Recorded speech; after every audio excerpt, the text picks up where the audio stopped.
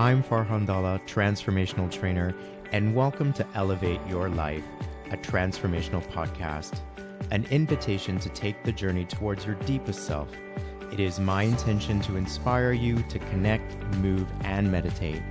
We'll tap in, tune in, and dive in, and together learn and reflect from authentic, real, and transformative conversations.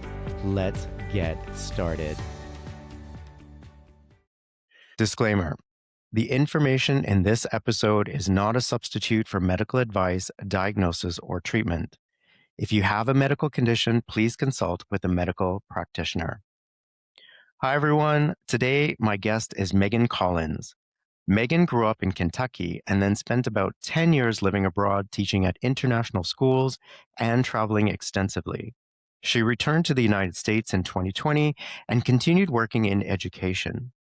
In late 2022, she went through a major health challenge that significantly disrupted her daily life and was later diagnosed as POTS. That experience became a real turning point for her, and it eventually led her to explore the work of Dr. Joe Dispenza, which she began using as a catalyst for healing and change. Hi, Megan. Thank you for joining me today.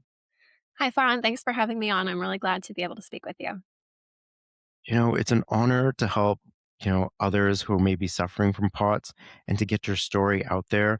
To be honest, I wasn't quite familiar with the condition, so I'm sure there are many others out there that are kind of curious about what POTS is. So I thought maybe we can start this conversation by you explaining what is POTS. Sure. It's actually something that affects a lot of people, even though most people are not familiar with it or haven't heard of it. It stands for postural orthostatic tachycardia syndrome. And most people who um, are dealing with that experience a wide range of symptoms and a lot of symptoms related to autonomic dysfunction. But the sort of common thread that affects everyone with that condition is that when your body is upright, so sitting or standing, your heart rate tends to skyrocket a little bit. It can also come with a drop in blood pressure, and you start to feel lightheaded or dizzy. And oftentimes you'll pass out if you don't adjust the way you're sitting or standing. So it's a real extreme discomfort with being upright. So it um, can be really challenging to do just about anything in your daily life if you're having trouble being upright. So it really throws a wrench in a lot of people's routines and structures. And the other symptoms that go along with it, it can just be such a wide range. It can affect every system in the body. But the primary thing that people associate with it is that dizziness, being upright, and the tendency to pass out if you don't change your position.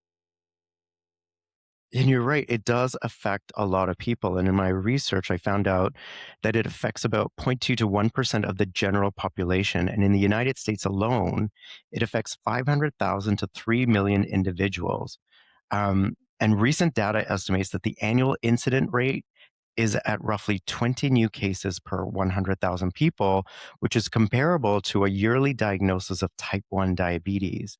The onset typically occurs between 15 and 45 years of age, and the vast majority of diagnoses are made in young adults and adolescents aged 15 to 25.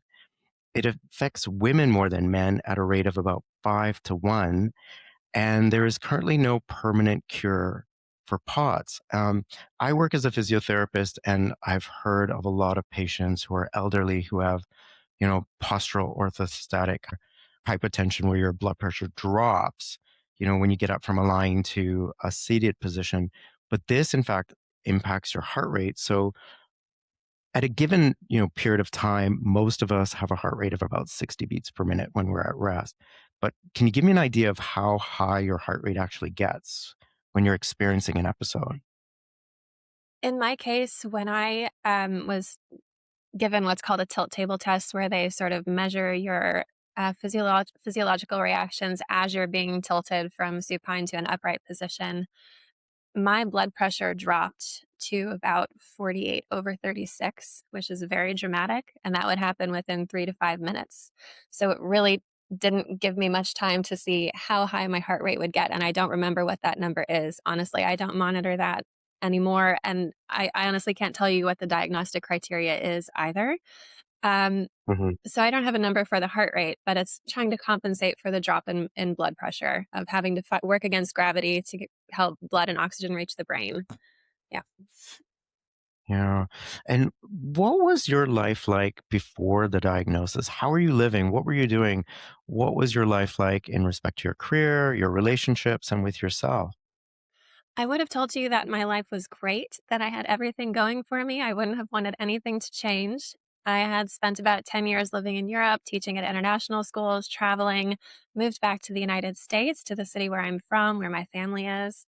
I had a new job that was um, really well compensated and allowed me a lot of freedom and creativity. So I was thrilled with that opportunity. And I was in a relationship that I was really excited about that seemed to have a lot of promise. So if you'd asked me, I would have said I didn't really want anything to change um, as far as the externals go. But in hindsight, I see that differently. I see that some of those situations were sources of persistent stress in my life that accumulated over time, and that the symptoms that I experienced with POTS were sort of forcing me to have boundaries in my life that I wasn't really willing to implement myself. So I see now that it did serve a purpose in some way that I needed, even though I never would have asked for the condition, which is really interesting. Yeah, that's interesting. What were your symptoms and how were you eventually diagnosed?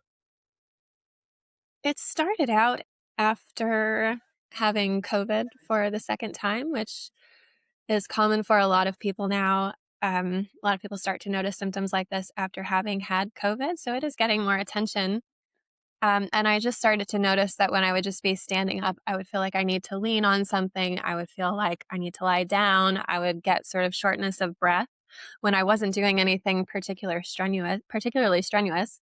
And then I started to have episodes where I felt like I'm about to pass out immediately unless I lie down at seemingly random times. So it was very unexpected and unpredictable. It really caught me off guard. And the unpredictable element of it kind of adds fuel to the fire because it makes you feel like, well, I never know when this is going to happen. How do I plan my day? How do I be reliable at work or with things that I've committed to? Um, you feel like it's difficult for you to be dependable to other people, which was really hard for me because I considered that to be a big part of my character. So yeah, I'm sorry, I forgot what the question was, what my symptoms were. Yeah, no worries. Yeah, what were your Yes, symptoms and how were you eventually diagnosed? So you're having these symptoms, you're thinking, I'm lightheaded. Did you go to the doctor? Did you have it right. investigated? Because that can be pretty alarming, right? So I Especially did if it's have these happening episodes that unpredictably.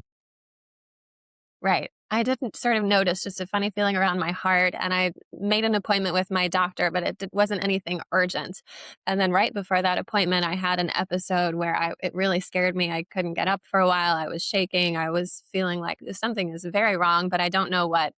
And so I went to my primary care doctor the next day, and he ran the normal tests, EKG and checking thyroid, and all of my blood work. Everything on paper looked normal. So he didn't really know what to tell me. So I kind of thought maybe it's a fluke and I just carried on. And then a week later, I was on a work trip in New York City and the same thing happened and it lasted for longer. And it scared me more because it lasted for so long. And so I ended up going to the emergency room and again, they couldn't really find anything on paper that would indicate there's actually an emergency, even though when I stand up, I feel like I'm having an emergency. So it was kind of a long process. And for the average person who's eventually diagnosed with POTS, it takes about 6 years for them to get a diagnosis because the symptoms can be Really? so elusive and many doctors don't connect the dots. You know, it's hard also as a patient sometimes to know what is all connected that you're experiencing. So I also had headaches, I had light and sound sensitivity, I had like pulsation in my ears, I had nightmares, I had weakness in my voice, cold sensitivity, total loss of appetite, exercise intolerance. Um, yeah, it can just be so many things that you almost don't know how to describe your experience even to a doctor, and they sort of don't know really what to tell you either. So eventually I was referred to a cardiologist who did the tilt table test, and that's what indicated that it would be POTS and vasovagal syncope.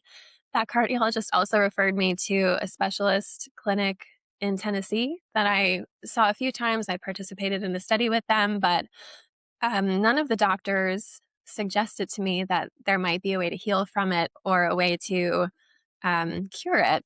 It was just that you can take medication and you can try to cope with this with your lifestyle by wearing compression stockings and abdominal binders, take salt tablets.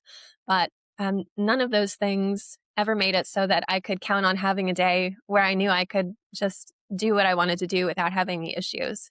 So even when I was doing all of the externals and even things like acupuncture, craniosacral therapy, infrared, sauna, all of the external things that you can try, and I felt like I was maybe getting better, the percentage to which I felt like I had improved never really went up. So I didn't really have an accurate read on things. It was still the case that every day I would experience a lot of symptoms, maybe not all of them. And it was still the case that I never knew what was going to come up for me on a given day.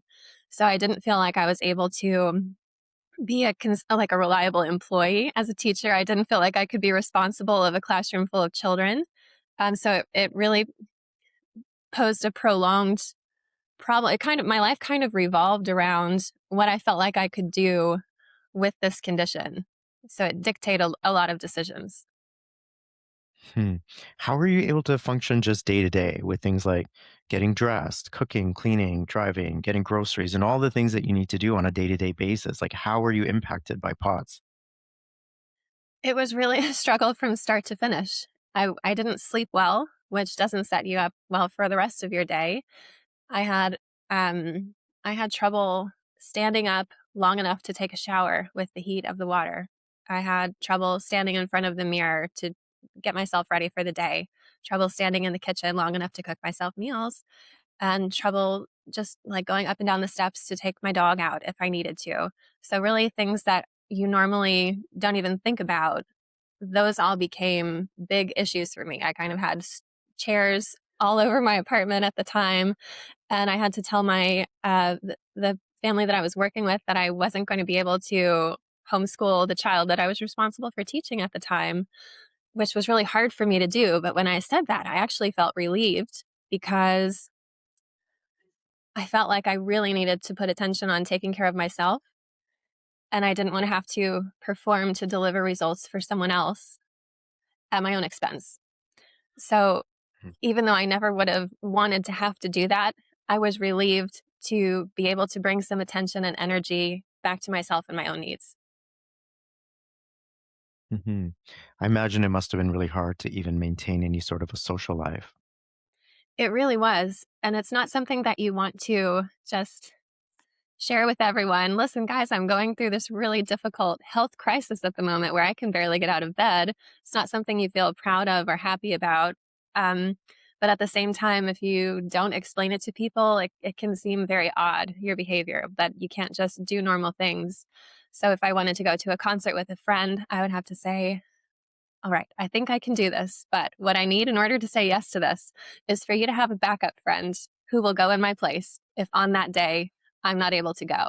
And that's what I needed to have in order for me to not feel stressed about, well, what if I am not feeling up to it and then I'm letting this person down and they don't have anyone to go with? So it was a good exercise in boundaries and asking, like, what do I need in order to make this okay for me? So, in that sense, it was Mm. actually good practice.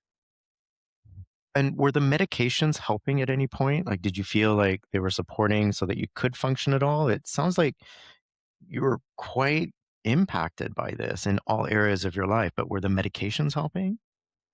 I was really resistant to trying medication. I didn't like the idea of something messing with my vital, like my pulse or my heart rate.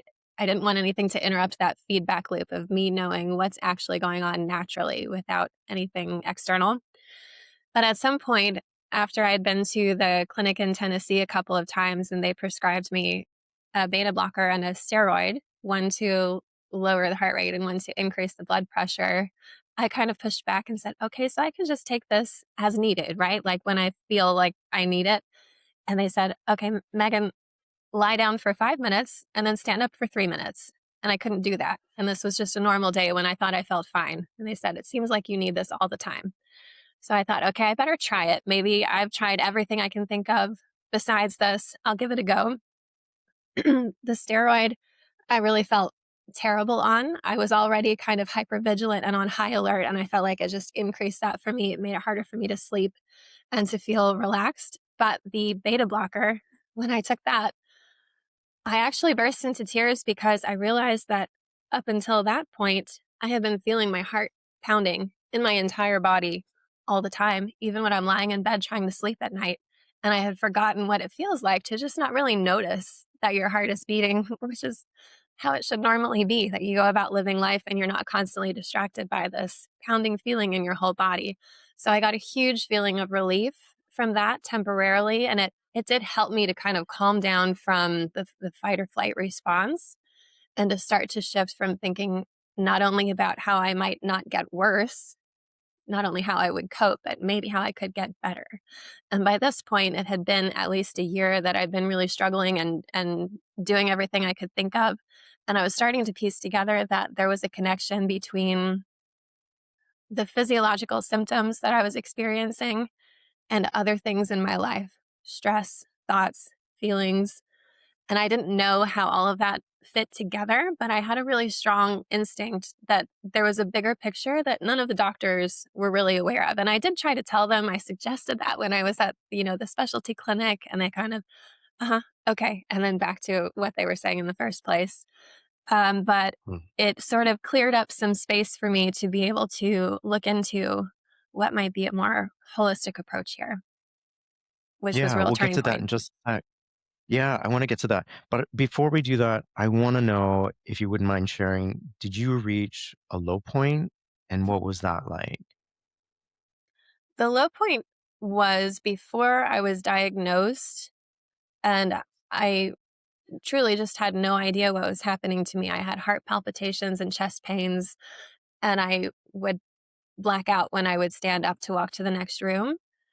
And the more you experience that, the more scared you are to get up and live your life. And then the more you kind of stay in bed or do nothing, the more deconditioned your body gets. So I had started to just feel really weak all the time. My family was worried about me. And I thought, right now, no one's telling me what this is, and no one's giving me any hope that it will get better. I have no idea how to make it go away because I don't know what's causing it. And so, at that point, you have to make a choice of whether you're going to aim down or aim up. And it pushed me to the point where I knew I needed to aim up, even if I didn't have proof or I didn't have some kind of concrete reason to know that it was going to get better, that I had to believe that. So that was kind of the first Mhm. internal shift where I thought, okay, I can just spiral downward indefinitely, or I can start to spiral upward. Yeah. And thankfully that you trusted your intuition and decided to explore that there was more to this.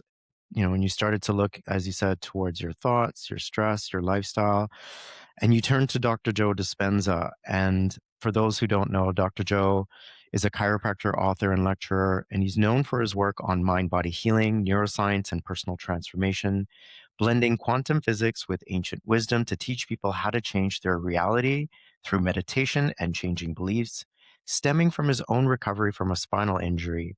And Dr. Joe has retreats where he teaches this material. And I'll leave the link where you can learn more about Dr. Joe and his work in the notes. But how did you learn about Dr. Joe and what made you decide that this was the route to your healing?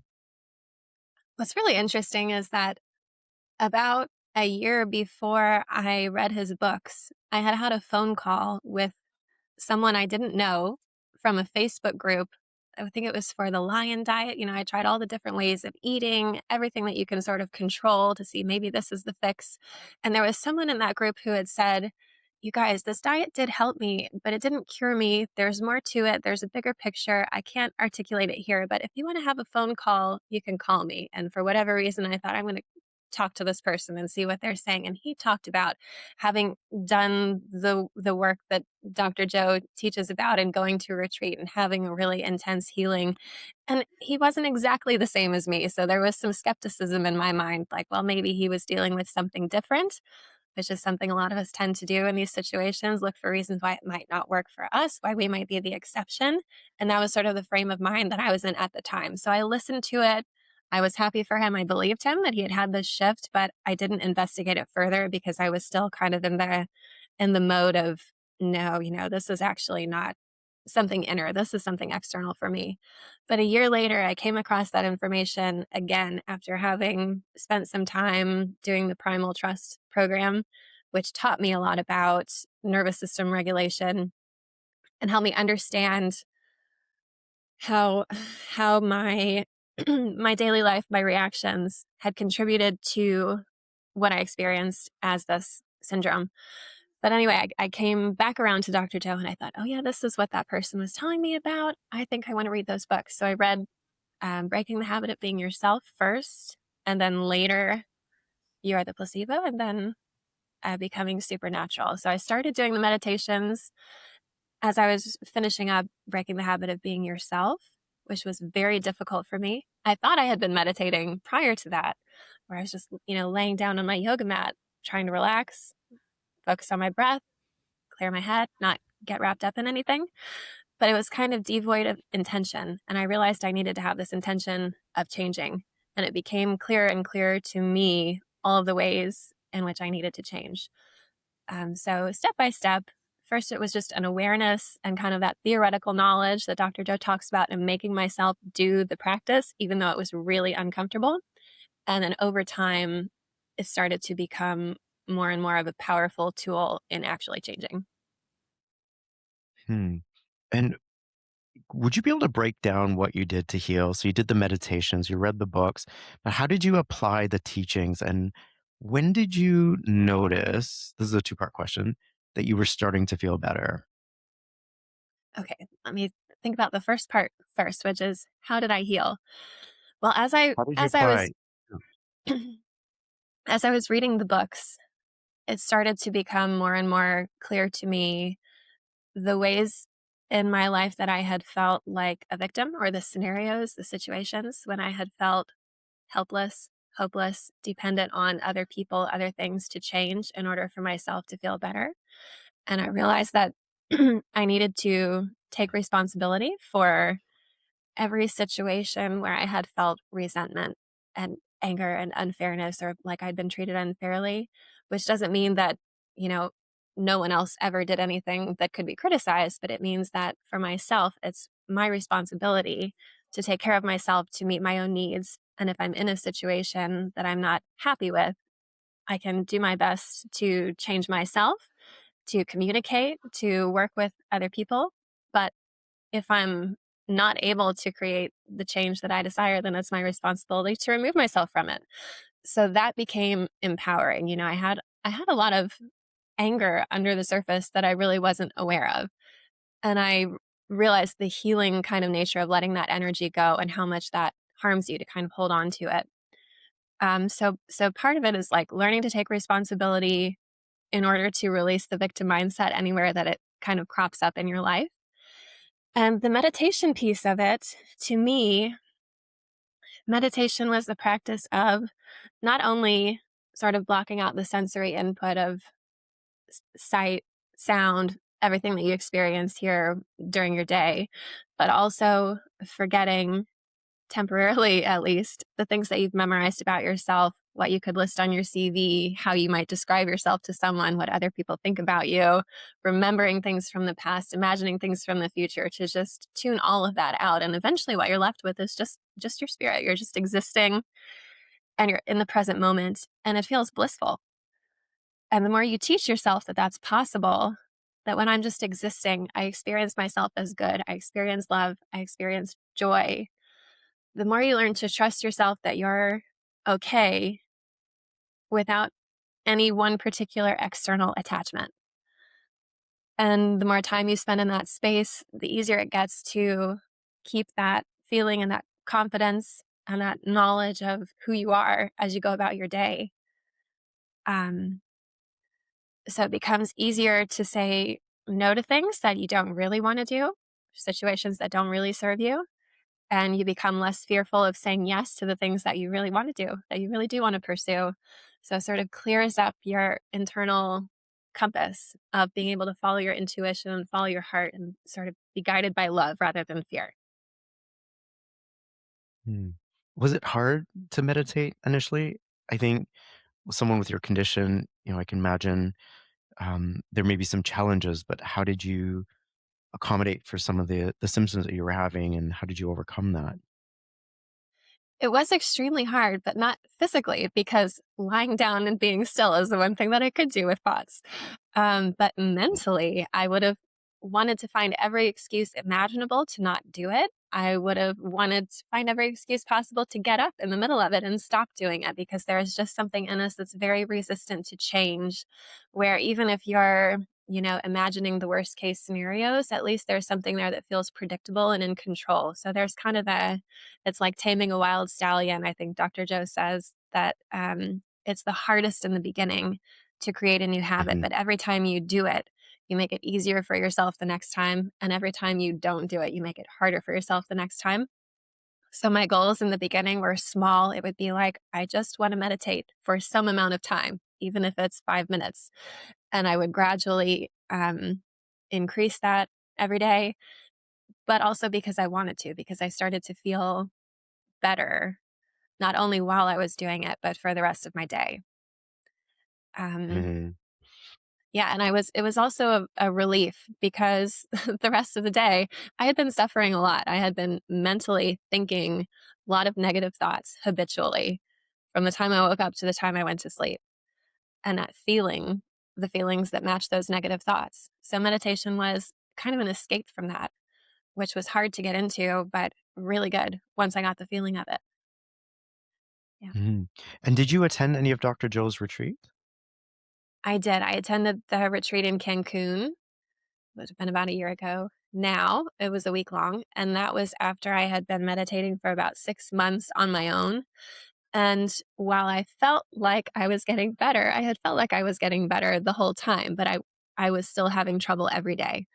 Um, and I had tapered off some of the medication, but I was still kind of needing it here and there, and I was still planning my day and kind of my life around the fact that I had this unpredictable thing going on that I just needed that to be like the first thing that I managed before I commit to anything else.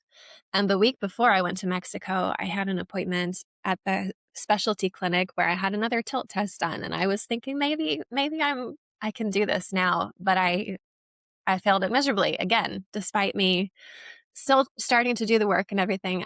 I was kind of discouraged by that. But I went to the retreat in Mexico, and every day with the meditations, I felt like I was able to experience something on a deeper level every day. So I was having new experiences, but I wasn't really feeling energy moving in my body. And I was still having a really hard time letting go of the analytical mind. I would still be thinking a lot during the meditation. So I was like, I know I'm getting somewhere, but I know I'm not there yet.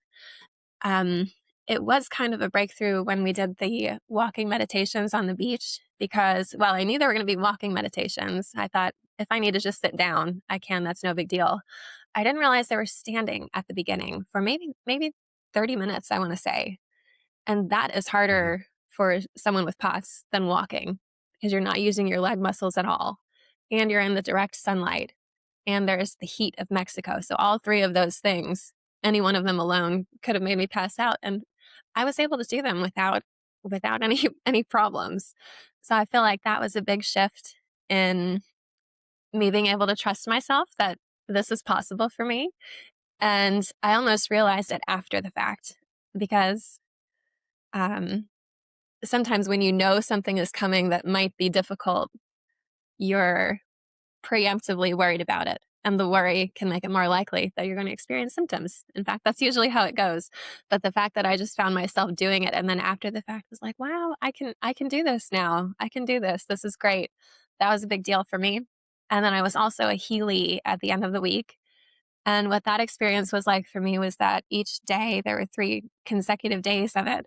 The first day, I could feel the energy moving kind of up to my knees. The second day, a little bit further. The third day, a little bit further. So that was the first time that I could really actually sense this energy moving in the body that everyone's always Mhm. talking about. So I was really grateful for that. And my last night there, after everything had finished, just kind of laying in bed to go to sleep at night, I could finally feel it moving in my whole body.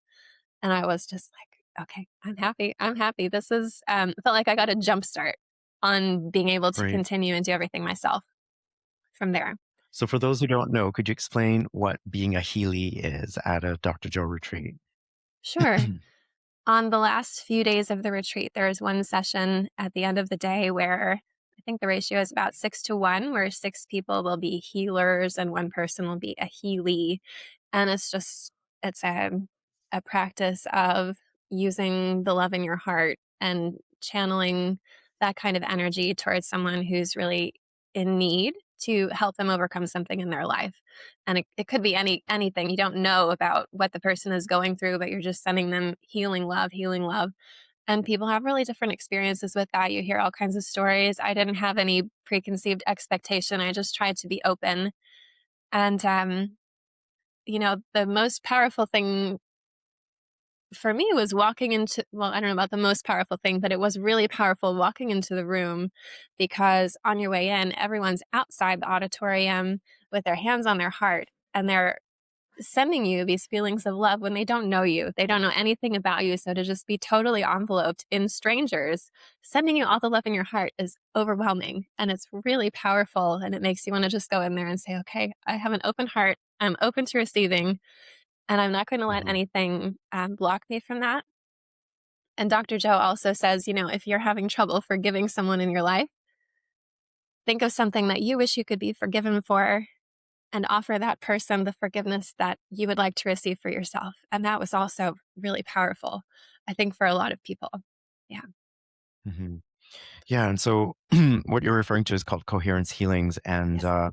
they're available to people virtually as well. So if anyone is in need of healing, they're free. There's volunteers every day offering healings. You just go to Dr. Joe's website, and if you are in need of healing, you can definitely sign up to be a Healy. I've been on the receiving end as well and been a Healy, most recently in Cancun as well, at the advanced retreat, and I've also been a healer. And to sort of, to your point about the experience of walking in the room, the first time I walked into a coherence healing was in Orlando, and just feeling the energy in the room and that love, I burst into tears. Like, I could Me too. not explain the emotion. Yeah, I was like, even though I wasn't a Healy, I sat next to another healer, and that poor lady had to put her arm around me and console me because I was just so overwhelmed with emotion, and I couldn't help myself. I didn't know what was happening. I've never experienced anything like that. But the feeling of love is so profound, and until you experience it, you won't know exactly what it is that I'm talking about. You kind of have to experience it for yourself. And I had also been a Healy, where I received healing for 3 sessions for, which for my back, for my scoliosis, which I talk about in my first episode of the season, and the experience I had. And again, when it was over, like, I was an emotional wreck. I was just burst into tears because I felt all the love in the room, and one of the Mhm. healers had to get down on the floor and like hold me as I, cried in her arms. And I'd never met this person before, but It's intense. it's intense, but it's also great that you can feel love for someone like that you've never met before.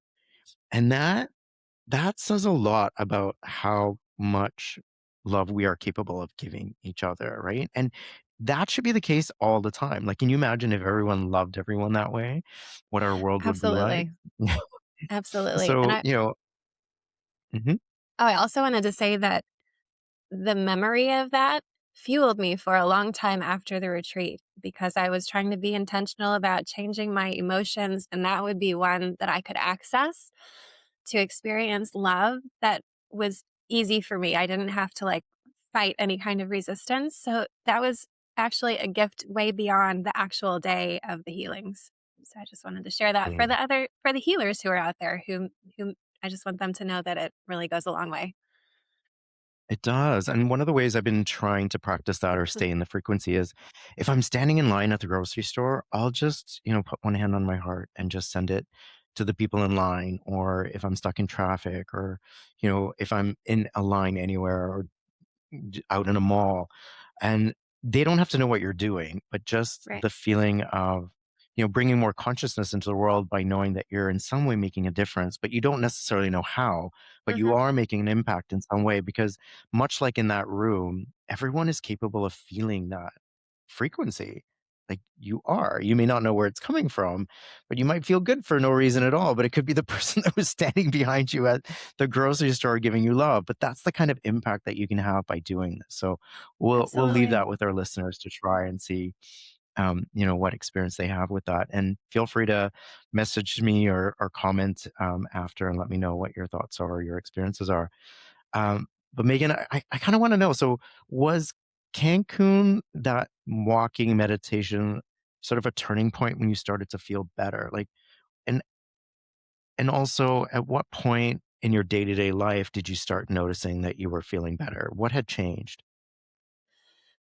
I definitely noticed in Cancun that it's possible to overcome the symptoms, which I didn't really have proof of before then. Like just standing that way in the sun and the light, that would have definitely made me pass out before. So I thought, okay, now I have something concrete that I can hold on to. And now the sky is the limit. Now I think everything, it's possible to overcome all of it. So it was a turning point for sure. Um, and I also had experiences during the meditations at the retreat that would be, sitting where I'd feel myself kind of fighting. I'd want to kind of hunch over like this, and I'd feel like, oh, this is how I am when I feel like I'm going to pass out. Like I just want to be on the ground. No. And I had this real tug of war with positions, and I started to recognize that it's a lot more about association than cause and effect, which is one kind of key thing that I want to express to people who might be struggling with something similar, that there's a real fixation on finding the root cause and cause and effect. And if you can kind of shift your attention to think more about what's correlated than what's causing, it's going to be more helpful. So I think, okay, sitting this way is associated with feeling like I'm going to pass out. And when I'm sitting this way and feeling that way, I'm thinking a certain thought, that your thoughts, your feelings, your behaviors, the symptoms you experience, also your beliefs, your assumptions, your understanding of who you are, that's all connected. And if you can interrupt that feedback loop somewhere, just do it where you can, change one thing, and eventually you'll shift entirely. Um, so that kind of clicked in Cancun. And then can you remind me what the next part of that question was? Mhm. And when did you start noticing that you were feeling better day to day Oh, and right. just your day to day activity? Getting dressed, getting up from bed, cooking, cleaning, all Right. the things that we need to do. Coming back from Cancun, I immediately had planned to spend the summer in another country. So I moved to Ireland for 3 months. I was around new people, doing new things in a different place. So that really helped me kind of stay in that mode of not reverting back to the familiar, but making different choices, doing things differently. And so, really, from Cancun on, little by little, I noticed, oh, I'm going for a walk and I feel fine. Oh, I'm going to do this hike and I feel fine. Oh, I can go out in the kayak and I feel good. So, kind of one by one, you face these situations that previously would have been problematic and you're fine. So, it wasn't really one moment where I knew now I'm really good for real, but it was a lot of those sequential things of realizing, oh, I did that and I'm fine. I did that and I'm fine. And then eventually, you kind of just don't even realize it, but, oh, yeah, I was just living my normal life and nothing comes up anymore, which is, I think, kind of another main point is that if you can make whatever the thing is that you're trying to change irrelevant to your inner state, that's like the most empowering thing you can do. So I was just living my life and I wasn't thinking about the condition or the symptoms or anything, and you just kind of notice in hindsight, oh yeah, it's totally gone now. Actually, I don't have any reason to think that I have this. From the outside and from the inside, I'm just living life. And how do you feel today? I feel great. I feel really thankful. And it's funny to think back about, when I was just kind of laying in bed all day and feeling like if I could just have this one thing, if I could just have this one thing go away that feels impossible, I would have it all, and then everything is possible. And now it feels almost like no big deal that that I overcame it, which is really amazing that it seemed so monumental at the time. And now it's like, yeah, I just changed. And it's not like, um, yeah, it's a funny feeling. It almost feels like a different lifetime. But I don't have any, Hmm. I don't feel limited in any way. I don't feel held back. I don't feel like there's anything I can't do. I do like high intensity interval training, workout classes. I'm really active outdoors. And a lot of people ask me, does your life look the same as it did before POTS? Because when you're in the thick of it, you're thinking, I just want my life back. I just want everything to be the way it was before this. And my answer is no. And I'm so glad, because if everything were exactly how it was before POTS, then I would be the person who was thinking, feeling, and doing everything that would lead me into POTS. So some things needed to change, and primarily it's my thoughts. I feel much more in control of where I put my attention, which is just huge. Mhm. It's just huge to be able to control where you put your attention and not to, suppress things, but you can notice things and then choose to focus on something else, my feelings, and yeah, I just feel much more conscious. So very Amazing. positive change. Through your yeah, through your, you know, focus on mind body healing, how would you describe, or maybe did you learn what was the root cause that led you to getting POTS?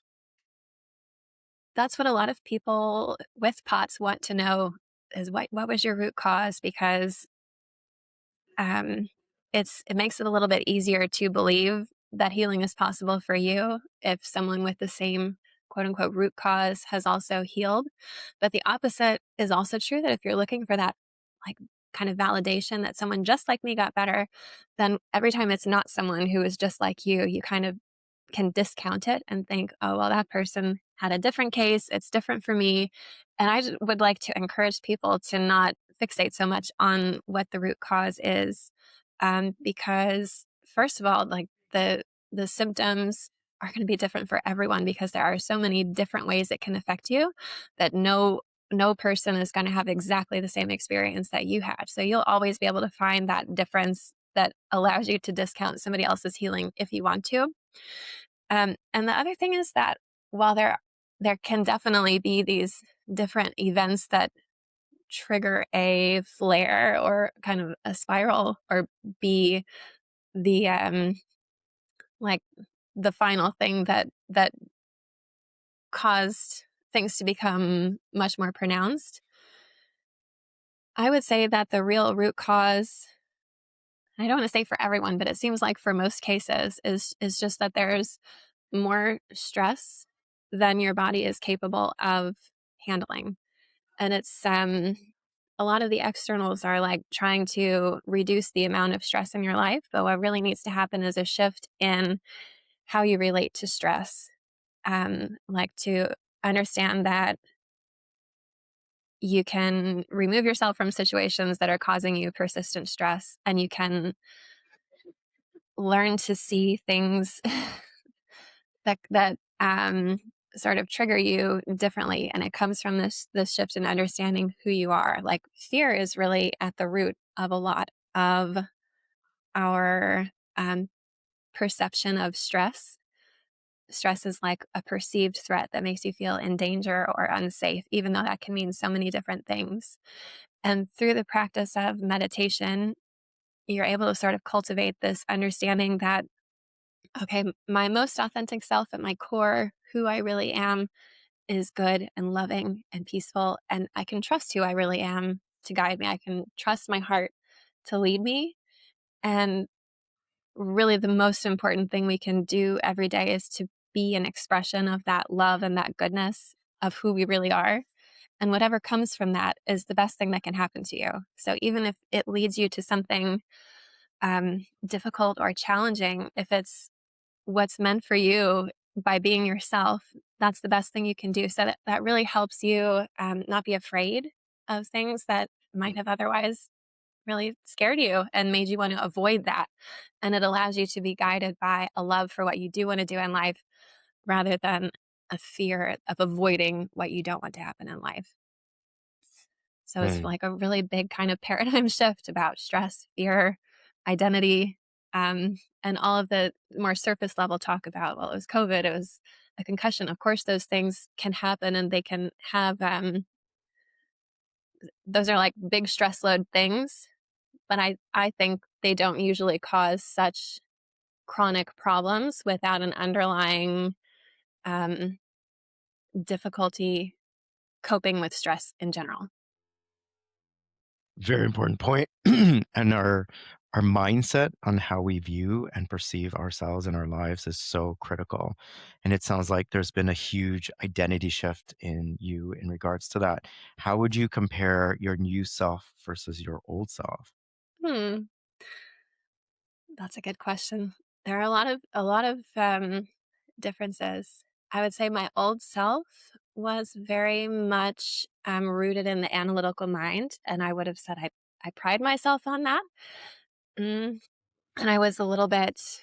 Um, I would discount the intuition of my heart, so I was a little bit disconnected from my heart and not really trusting of my intuition, indecisive, and I had a lot of success with trying to control outcomes, which I hate to say, but it's like, I was successful in a lot of things where you're trying to get from A to B by doing certain things. And that had worked for me for a long time.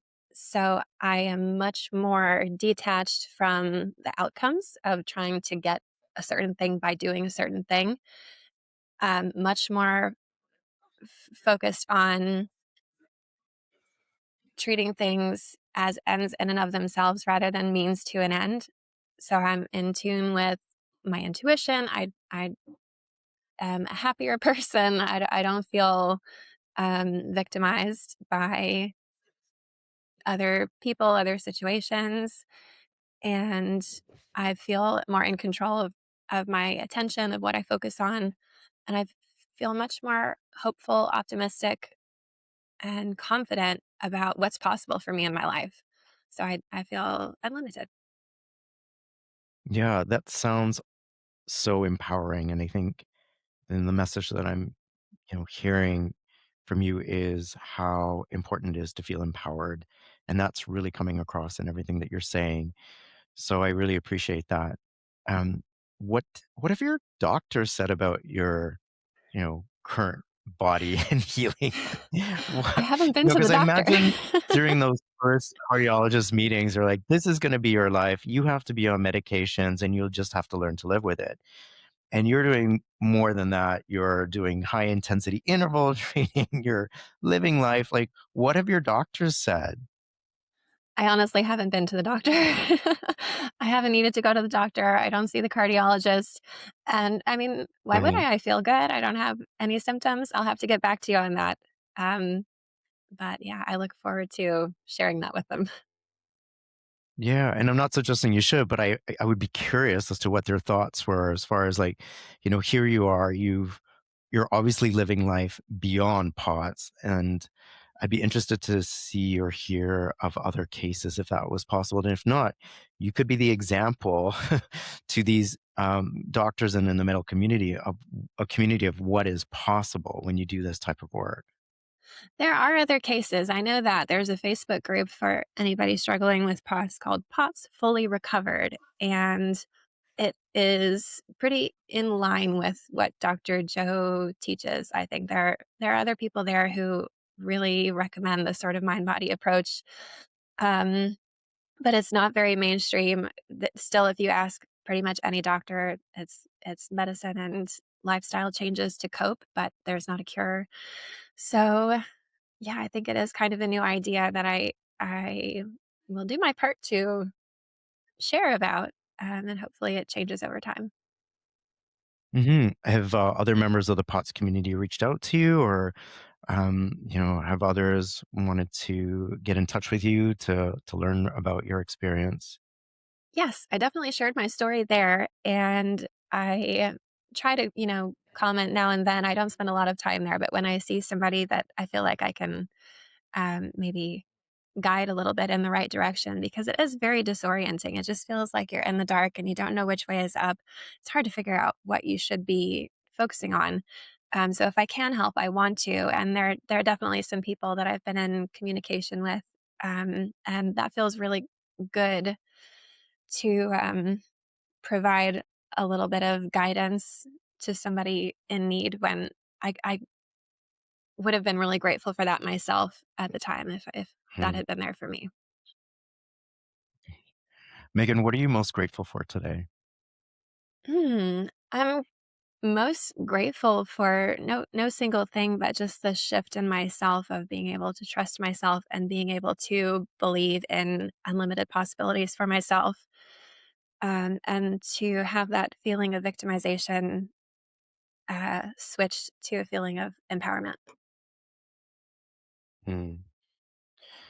And you are a shining example of empowerment. And I want to wrap things up by thanking you so much for sharing your story. I know this will help a lot of people, whether they're suffering from POTS or going through some sort of healing journey, or who just want to better their lives in some way.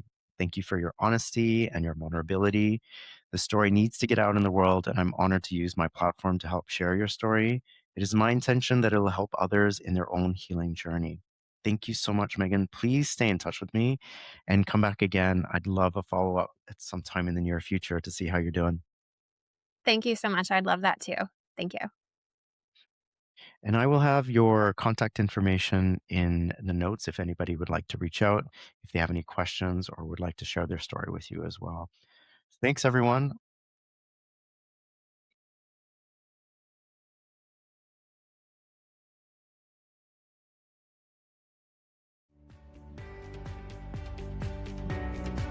I'm Farhan Dalla. Thank you for taking the time to listen to today's episode of Elevate Your Life, a transformational podcast. I hope today's conversation has elevated you in some way and inspired you to connect, move, and meditate. I'd really appreciate your support by following and rating this podcast. Come back soon and join me for another transformative conversation.